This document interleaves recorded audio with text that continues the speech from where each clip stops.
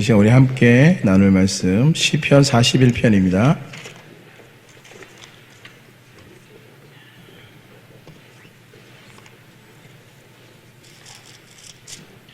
시편 41편 1절로 12절 말씀.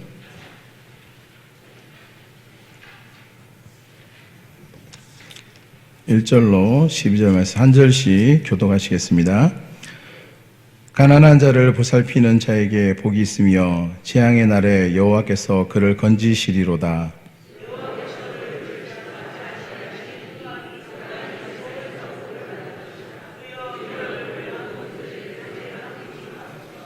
여호와께서 그를 병상에서 붙드시고 그가 누워있을 때마다 그의 병을 고쳐주시나이다.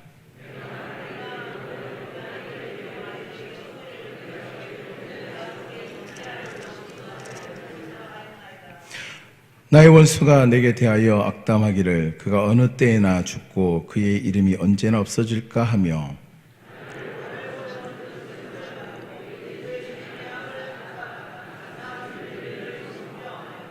나를 미워하는 자가 다 하나같이 내게 대하여 수군거리고 나를 해하려고 꾀하며,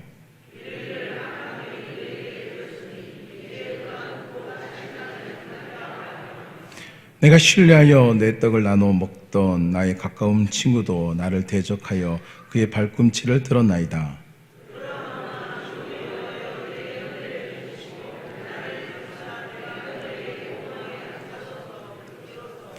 내 원수가 나를 이기지 못하오니 주께서 나를 기뻐하시는 줄을 내가 알았나이다. 주께서 나를 온전한 중에 붙드시고 영원히 주 앞에 세우시나이다. 아멘. 할렐루야. 주 예수 그리스도의 은혜와 평강이 우리 10년 가운데 있기를 소망합니다. 오늘 말씀 제목 뭐죠? 주보를 보시면 기록되어 있는데요. 나를 온전한 중에 붙드시고, 누가 붙들어 주실까요? 하나님께서 저와 여러분의 생각과 마음을 붙들어 주실 줄로 믿습니다. 시편은요 전체 4권으로 분류되어 있습니다. 1편에서부터 41편까지 오늘 우리가 읽은 이 시편까지 1권으로 분류됩니다. 그리고 2권은요 고라 자손의 시로 시작하여서 72편 솔로몬의 시편으로 마치게 됩니다. 그리고 3권은 73편 아삽의 시로 시작해서 지혜자인 에단의 시로 89편까지 마치게 되고, 그리고 마지막 4권은 모세의 시편으로 시작해서 150편에 마치게 됩니다. 이렇게 4권으로 분류되어 있습니다. 오늘 우리가 읽은 이 시편은 시편 1권 중에 이제 1권을 마무리하는 시편 41편을 우리가 살펴보고 있는데요. 시편 1편에 어떻게 기록되어 있죠? 복 있는 사람은 악인의 길을 떠나지 않는다라고 그렇게 기록하고 있죠. 복 있는 사람은 어떤 사람을 보고 복 있는 사람이라고 이야기할까요? 하나님의 말씀을 지키는 자죠. 그 말씀을 주야로 묵상하며 지키는 자가 복 있는 자다라고 이야기합니다. 오늘 우리가 살펴본 이 본문의 시 주인공인 다윗이 하나님의 말씀을 지키고자 노력했습니다. 그리고 하나님의 말씀을 너무나 사랑했어요. 악한 길을 따르지 않으려고 노력하였고, 죄인들의 길에 서지 않으려고 노력했어요.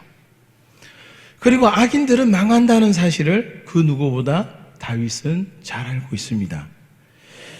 이 다윗이 시편 1편의 삶을 살았을까요? 안 살았을까요?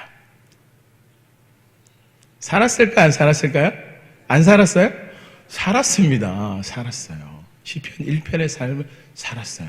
시편 1편에서 복이 있는 자에 대해서 노래를 하고 있고, 시편 41편에 다윗이 마쳐요. 그 시를 1편에 1권에 이 시를 딱 마치면서 이 시를 지은 저자나 아니면 이 시를 편집하는 편집자들의 나름대로 의도가 담겨져 있는 거예요. 복 있는 사람은 말씀을 쫓아 행하며 그 길을 걸어가는 삶을 살았던 다윗에 대해서 1권의 시편을 살펴보면 거의 다 대부분 다윗의 시입니다. 그리고 혹시나 이제 중간에 이름 없는 무명의 시인들이 등장하는데요. 그 무명의 시인들조차도 많은 학자들은 다윗이 지었다라고 그렇게 생각하시는 분들이 많습니다. 그만큼 시편 1권은 누구에 대한 이야기예요? 다윗에 대한 이야기예요. 그래서 그 다윗이 말씀을 지켜 행하며 살아왔던 그 모습, 물론 이제 그 중에서 여러 가지 아픔도 있었습니다. 범죄하여서 자신의 잘못된 이 죄가에 대해서 하나님께 철저히 회개의 자리로 나갔던 그 시편도 기록되어져 있죠. 시편 6편입니다. 6절로 7절 말씀 우리 같이 한번 읽어보겠습니다. 6절로 7절 말씀 시작. 내가 탄식함으로 피곤하여 밤마다 눈물로 내 침상을 띄우며 내 요를 적시나이다. 7절입니다.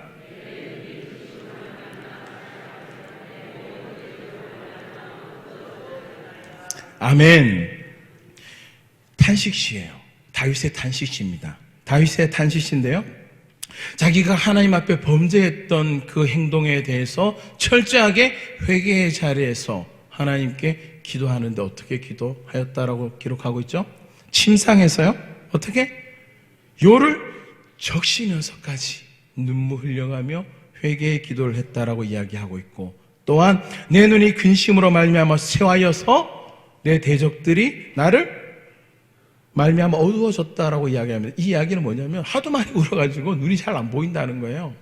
우리 새벽마다 기도하시는 분들 너무 많이 울면 눈이 침침하시죠? 저도 가끔씩 그럴 때가 있어요. 자주는 아닌데 가끔씩 너무 많이 또 울고 하면 하품 많이 할 때도 물론 이제 울긴 하는데 기도하다 보면 이제 눈물 흘릴 때가 있죠. 그러다 보면 눈물을 너무 많이 흘리면 눈이 잘 안 보일 때가 있어요. 다시 돌아오는데 시간이 좀 걸리죠. 다윗이 그랬다라는 거예요. 자신의 잘못된 행동에 대해서 하나님께 나와서 통회하며 자복하기도 하고 침상에서 눈물 흘려가며 기도한 그 다윗의 모습을 시편 1권에서 기록하고 있어요. 잘못된 길에서 돌아선 이 다윗의 시들을 노래하고 있습니다. 그러면서 우리가 잘 알고 있는 또 시편 22편 말씀, 어떤 말씀이죠? 1절에 보면 이렇게 기록하고 있습니다. 우리 한번 같이 한번 읽어보겠습니다. 시작. 내 하나님이여 내 하나님이여 어찌 나를 버리셨나이까? 어찌 나를 멀리하여 돕지 아니하시며 내 신음소리를 듣지 아니하시나이까? 아멘. 이 시를 누가 지었어요? 다윗이 지었습니다. 이 다윗이 이 시를 지었는데 이 시를 누가 이 시를 다시 한번 노래했을까요? 예수님께서 이 시를 다시금 노래합니다. 구약의 선지자라고 할 수 있어요. 이 다윗은 구약의 선지자 이 다윗이 신약에 우리를 위해서 이 땅에 오실 그 예수님에 대해서 하나님과 친밀한 교제와 만남을 통해서 철저하게 하나님 앞에 회개의 자리에 나아감을 통해서 이 다윗은 앞으로 되어질 일에 대해서 예언하게 됩니다. 그러면서 시편 16편 2절에도 이렇게 고백하죠. 내가 여호와께 아뢰되 주는 나의 주님이시오니 주밖에는 나의 복이 없다 하였나이다. 주밖에 나의 복이 없는 줄로 믿으시기 바랍니다. 다윗의 고백이 바로 저와 여러분의 고백인 줄로 믿습니다. 이 다윗이 하나님과의 친밀한 교제와 만남과 죄 가운데 놓여 있었던 자신의 삶을 하나님께 다 내어놓고 기도하며 하나님의 은혜를 구하였을 때에 이 다윗의 그 노래의 고백들 너무 아름답죠. 시편 23편 우리가 너무나 잘 알고 있는 시편입니다. 여호와는 나의 목자시니 내게 부족함이 없으리로다.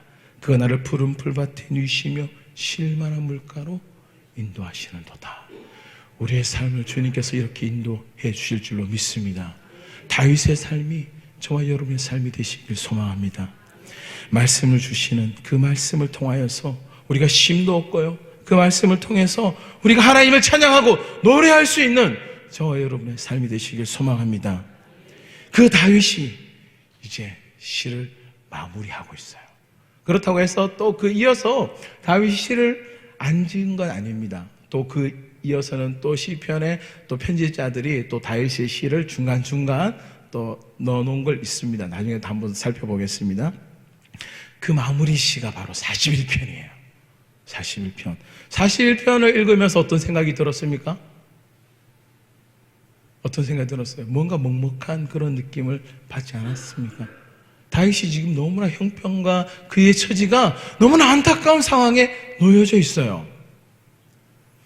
하나님이 주시는 복을 많이 받았어요. 하나님이 주시는 은혜를 많이 체험했습니다. 그런데요, 이 다윗 오늘 시편 41편에는 다윗이 연약함을 고백한 그 시편이 41편이에요. 이 다윗이 이 41편을 통해서 우리에게 주는 말씀, 다윗도 이런 형편과 처지에서 어려움에 놓여 있었지만 이 말씀 가운데 우리가 깨달아야 할 것은 이 시편, 이 편집자가 이곳에 이 시를 넣은 이유가 있다라는 거예요. 다윗이 말씀을 쫓아 살아갔지만 그의 삶도 연약한 중에 병 중에 놓여있는 다윗의 삶이 저와 여러분의 삶도 똑같이 그럴 수 있다라는 거예요. 말씀을 쫓아갑니다. 하나님 은혜 안에 삽니다. 그런데 나에게 왜 이런 병이 찾아오고 아픔이 찾아오고 왜 고통이 찾아왔을까? 오늘 다윗이 이 시를 통해서 저와 여러분에게 말씀해 주십니다. 요즘에 되게 유행하는 바이러스가 있죠. 코로나 바이러스. 어린아이서부터 다 합니다. 우리 집 아이, 작은 아이도 시작해서 코로나 오가는 사람들이 계속 코로나 이야기하죠. 모든 사람들이 다 이 코로나에 걸릴 수가 있어요. 노출될 수가 있습니다. 그러나 다른 것이 있죠. 우리에게는요, 믿음이 있습니다. 신앙이 있고요. 오늘 당장 내가 죽더라도 천국 간다는 믿음이 있으면 두려워할 거 없어요. 걱정할 거 없습니다. 깨끗하게 내 자신을 잘 다스리고 지키면 됩니다. 그러면서 기도의 자리에 나와서 기도하고 말씀의 자리에 나오셔서 아멘하며 하나님의 말씀을 받을 때에 하나님의 보호하심이 저와 여러분을 지켜주실 줄로 믿습니다. 다윗이 고백합니다. 이 시편 41편 1절에 보면 가난한 자를 보살피는 자에게 복이 있으며 라고 이야기하죠. 다윗이 이렇게 살았다라는 거예요. 어떻게 해요? 가난한 자를 돌아보며 연약한 자들을 살펴주며 그들의 형편과 처지를 살피는 자가 다윗이었어요. 그러면서 하나님이 주시는 복을 누렸다는 것을 이야기하고 있습니다. 그러면서 이 위기의 순간에 하나님께서 다윗을 지켜주심을 고백합니다. 2절 말씀에 보면 여호와께서 그를 지키사 살게 하시리니, 누가 지켜주시고? 하나님이 지켜주신다라고 이야기합니다. 이 세상에 복은요, 누구를 통해서 오는 거예요? 하나님을 통해서 옵니다. 하나님을 통해서. 물론 하나님이 사람을 통해서 일하시죠. 그래서 힘 있는 사람, 능력이 있는 사람은요, 하나님이 주시는 지혜와 하나님이 주시는 말씀을 깨달아 알고 그것을 어떻게 해야 돼요? 흘려보내야 됩니다. 움켜쥐는 것이 아니라 흘려보내고 연약한 자들에게 베풀고 선하게 사용할 때에 하나님 나라에 귀하게 쓰임받는 믿음의 사람으로 세워진다는 것입니다. 다윗이 그랬어요. 이 나라의 민족 누가 지켜주셔야 될까요? 정치 지도자들이 지키는 게 아니에요. 하나님께서 지켜주셔야 됩니다. 요즘에요, 많은 일들이 일어나고 있죠. 이제 총선을 앞두고 여러 가지 일들이 일어나고 있는데 한 가지 특이한 점을 발견했습니다. 그전에는 제가 이제 초등학교 다닐 때나 아니면 이제 중학교나 고등학교 다닐 때 애국가를 불렀어요. 애국가를 부르는데 제가 이제 신앙인이잖아요. 신앙인인데 애국가를 부를 때 어떻게 불렀을까요? 가끔씩 헷갈립니다. 가끔씩 헷갈려요. 동해물과 백두산이 마르고 닳도록, 그 다음이 중요해. 하나님이 보호하사 우리나라 만세. 예전에 이렇게 못 불렀어요. 솔직히 다 하느님이라고 불렀죠. 알면서도 못 불렀어요. 그때. 요즘은요, 당당히 부릅니다. 하나님이 보호하사 우리나라 만세. 하나님이 지켜주시고 보호해야 된다는 사실을 믿으시기 바랍니다. 그 하나님께서 저와 여러분을 지켜주시고 보호해 주십니다. 다윗은 하나님의 말씀을 지키고 순종하며 죄 가운데 있을 때도 하나님께 기도하며 하나님과 동행하는 삶을 살고자 몸부림치며 애썼습니다. 그런 다윗이 병에 걸렸어요. 병에 걸렸어요. 그러면서 우리에게 보여주는 게 있죠. 3절 말씀에 보면 여호와께서 그를 병상에서 붙드시고, 이 병상 중에 누워있는 이 다윗을 누가 붙들어 주신다는 거예요? 하나님께서 붙들어 주십니다. 저와 여러분의 인생 또한 하나님께서 붙들어 주신 줄로 믿습니다. 하나님께서 고쳐주셔요. 그가 누워있을 때마다 그의 병을 하나님께서 고쳐주십니다. 저와 여러분의 인생 가운데 찾아오셔도 우리의 연약함을 만져주시고, 우리의 나약한 중에 있는 좌절되고 쓰러져 있는 우리 인생에 찾아오셔서 우리를 세워주시는 분은 바로 하나님 되시며 예수님 되시며 우리와 동행하시며 우리 연약함을 어루만져 주시는 성령님인 줄로 믿습니다. 다윗이 이렇게 고백합니다. 내가 말하기를 여호와여 내게 은혜를 베푸소서, 내가 주께 범죄하여 싸우니 나를 고치소서. 나를 고치소서. 철저히 낮아진 모습으로 자기 자신이 이 모든 일들 가운데 속에 벌어지는 것, 저의 죄 때문입니다. 물론 다른 사람이 잘못돼서 또 뭐 그런 벌어지는 많은 일들 가운데 속에서도 다윗은 고백합니다. 이 모든 일들이 바로 나 때문입니다. 나 때문입니다. 내가 잘못했고 내가 하나님 앞에 범죄하였기 때문에 이런 일들이 일어나고 있습니다. 이 백성의 범죄함 또한 나의 죄고 나의 범죄함 또한 나의 죄입니다 라고 하면서 하나님께 자신의 모든 형편과 처지를 다 내려놓고 하나님을 철저히 의지하는 다윗의 모습입니다. 그러면서 다윗이 하나님께 은혜를 구합니다. 사람을 의지하는 것이 아니에요.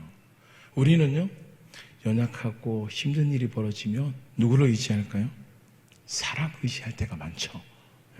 왜냐하면 가장 가까이 보이는 존재가 사람이기 때문에 그렇죠. 사람을 의지합니다. 그런데요, 사람을 의지하면 어떻게 될까요? 처음에는 그 사람을 통해서 위로함을 받는 것 같아요. 위로함도 받습니다. 그런데 결국은 나중에 어떻게 되냐면 그를 통해서 나에게 돌아오는 것은 나의 이 상황을 이용하는 거예요. 나에게 돌아오는 것은 아픔이고 고통이고 어떻게 하면 나의 것을 빼앗아갈까 하는 그런 이용하는 그런 자들이 많다라는 거예요. 다윗도 그랬어요.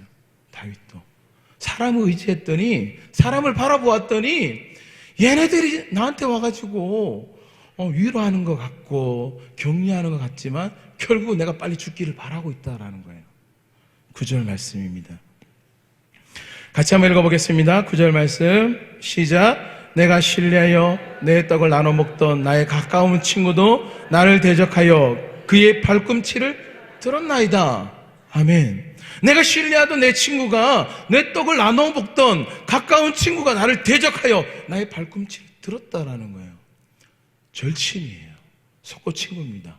그런데 와서 나를 위로한다라고 하면서, 위로의 말을 한다 하면서 결국은 나의 발꿈치를 들었어요. 신약에도 이런 일이 있었죠.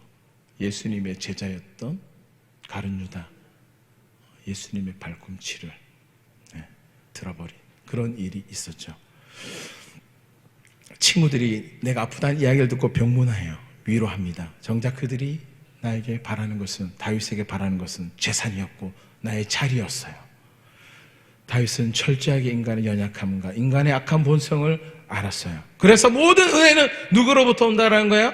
하나님으로부터 온다는 걸 알고 있었습니다. 5절 말씀에 보면 나의 원수가 나에 대하여 악담하기를 그가 어느 때이나 죽고 그의 이름은 언제나 없어질까요? 없어질까요? 악담하며 내가 없어질까 한다라는 거예요.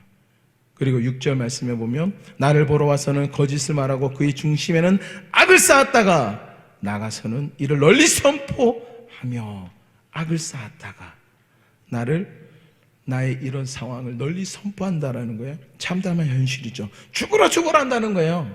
나를 완전히 몰아버려요. 죽었다라고 이야기합니다. 죽은 것도 아닌데 죽었다라고 이야기해요. 아픈데 죽었다라고 이야기합니다. 친구가 자기 아는 사람들에게. 8절 말씀에 보면 이렇게 이야기합니다. 8절 말씀 우리 같이 한번 읽어보겠습니다. 우리 8절 말씀 같이 한번 읽어보겠습니다. 시작. 이르기를 악한 병이 그에게 들었으니 이제 그가 눕고 다시 일어나지 못하리라 하오며. 여기 보면은요 이런 표현이 있습니다. 악한이라는 그 표현이 등장합니다. 8절 한번 보여주시면 감사하겠습니다. 이르기를 악한 병, 어떤 병이요? 악한 병이 들었다라고 이야기하는데 이 악한 병이 정말 악한 병이에요? 약한 병이 아니라 무슨 말이냐면 이게 치명적인 병에 걸렸다라는 거예요. 그 사람들이 생각할 때, 친구들이 생각할 때에 치명적인 병에 걸렸다라고 이야기합니다. 이 치명적인 병에 걸려서 다윗이 죽게 되었다라고 이야기합니다. 더 이상 일어나지 못한다라고 이야기합니다. 그러나 다윗은 이런 최악의 상황에 놓여 있어도 다윗은 누구를 바라볼까요? 하나님을 바라봅니다. 모든 해답은 누구에게 있어요? 하나님에게 있습니다. 하나님께 한번 은혜만 있기만 하면 모든 문제가 다 해결됩니다. 사람에게 은혜를 구하면 실망뿐이에요. 다윗은 끝없이 하나님을 바라봅니다. 10절 말씀에 보면 주 여호와여 내게 은혜를 베푸시고 나를 일으키사 내가 그들에게 보응하게 하소서. 보응하게 하소서. 여기 보면 보응이라고 하는 말이 등장하는 것을 볼 수가 있습니다. 이 보응이라는 것은요 다른 의미가 아니에요. 살람이라는 뜻이 간에 담겨져 있어요. 살람이라고 하는 이 말은 어떤 말이냐면 온전하여진다, 완전하여진다, 회복되어진다라는 뜻이에요. 다윗이 고백합니다. 나를 음모하는 자들, 나를 나쁘게 이야기하는 자들에게 보여진다는 거예요. 나의 모습이 보여지는데 어떻게 보여진다는 거예요? 온전한 자로 보여지며 완전한 자로 보여지며 회복된 자로 보여진다는 것을 말씀하고 있어요. 이 살람이 신약으로 넘어와서 이 살람을 누가 표현했을까요? 예수님께서 제자들에게 그리고 무덤가에 찾아온 그 여인들에게 샬롬을 선포했어요. 저와 여러분에게 이 샬롬의 은혜가 있기를 주님의 이름으로 축원드립니다.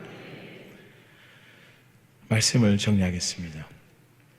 오늘 말씀의 제목 나를 온전한 중에 붙드시고입니다. 다윗은 하나님께 세움을 받았고 또한 하나님의 은혜를 구했어요.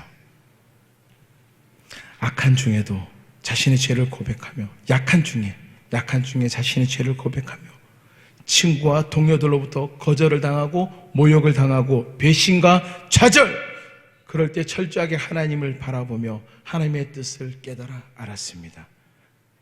그 은혜가 바로 십자가 예수 그리스도였어요. 왜냐하면 죄의 근본은 누구를 통해서 해결될 수가 있어요? 이 땅에 오신 하나님 대신 예수님으로부터 죄의 문제가 완벽하게 해결될 수 있음을 다윗은 알았어요. 그래서 다윗이 이렇게 고백합니다. 12절 말씀 우리 다 같이 한번 읽어보겠습니다. 12절 말씀 시작. 주께서 나를 온전한 중에 붙드시고 영원히 주 앞에 세우시나이다. 아멘. 아멘. 주께서 나를 어떻게 해요? 온전한 중에 붙드신다라고 이야기합니다. 여기서 온전한 중이라는 것은 완전함, 진실함, 무결점, 완전성을 이야기하는 거예요. 다윗이 수고와 노력으로 완전해질 수 있을까요? 온전해질 수 있을까요? 완벽해질 수 있을까요? 없어요. 누구를 통해서 그렇게 될 수 있습니까? 오직 예수 그리스도의 보혈의 피를 힘입어야지만 그렇게 될 수가 있습니다. 그래서 신약의 히브리서 10장 1절에 보면 이렇게 이야기하죠. 율법은 장차 올 좋은 일의 그림자일 뿐이요 참 형상이 아니므로 해마다 늘 드리는 같은 제사로 나오는 자들은 언제나 온전하게 할 수 없느니라. 율법으로는 온전하게 할 수가 없다라는 거예요. 누구를 통해서만 온전해집니까? 예수님을 통해서만 온전해집니다. 어떻게 온전해질까요? 히브리서 기자는 10절에서 이어서 이렇게 이야기합니다. 같이 한번 읽어보겠습니다.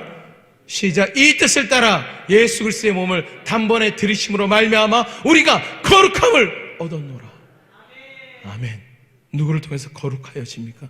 예수님을 통하여서 거룩함을 얻고 십자가 사건을 통해서 그 피에 힘입어 우리는 거룩하게 됨을 이야기하고 있습니다. 그 후에 온전하게 되는 거예요. 그 후에 그냥 온전하게 되는 게 아닙니다.